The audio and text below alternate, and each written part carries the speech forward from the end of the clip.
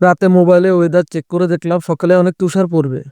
সকালে বাসা থেকে বের হয়ে পরিবেশটা দেখে তুষারের ঠান্ডার সাথে আমার মনটাও ঠান্ডা হয়ে গেল। কোরিয়াতে শনিবার রাত হচ্ছে আমাদের মিলন মেলা। রাতে শাহেদ, আনোয়ার, সোহেল আর মামুন ভাই আমার বাসায় ছিল।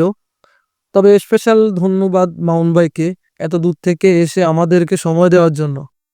দুপুরবেলা খাওয়া দাওয়া শেষ করে আমরা সবাই বের হলাম বাজারের উদ্দেশ্যে। বাইরে প্রচুর ঠান্ডা, দেখতেই তো পাচ্ছেন। অবশ্য তুষারের মধ্যে হাঁটতে ভালোই লাগে। দুষ্টামি করতে করতে আমাদের কাঙ্ক্ষিত লোকাল বাসটি চলে আসলো। কার্ড পাঞ্চ করে বাসে উঠে বসলাম। কোরিয়াতে সকল বাসেই কার্ড ব্যবহার করা যায়, আবার ক্যাশ টাকাও ব্যবহার করা যায়। আমি যে এলাকায় থাকি এটা কোরিয়ার একটি গ্রাম্য এলাকা, তাই সব সময় বাস পাওয়া যায় না। 2 ঘন্টা পর পর একটা বাস আসে, আবার একবার মিস করলে আমাকে 2 ঘন্টা বসে থাকতে হবে এই বাসের জন্য। যেতে যেতে বাসের গ্লাসে নিজের নামটা লিখে নিলাম।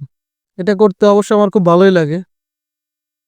আবার কার্ড পাঞ্চ করে বাস থেকে বাজারে নেমে গেলাম। বাজারেও তুষার পরে অবস্থা খুব খারাপ হয়ে আছে। বেশি সময় বাজারে থাকবো না, কারণ অনেক শীত বাহিরে। তো আল্লাহ হাফেজ, অন্য একদিন দেখা হবে অন্য কোনো ভিডিওতে। আজকে এই পর্যন্তই।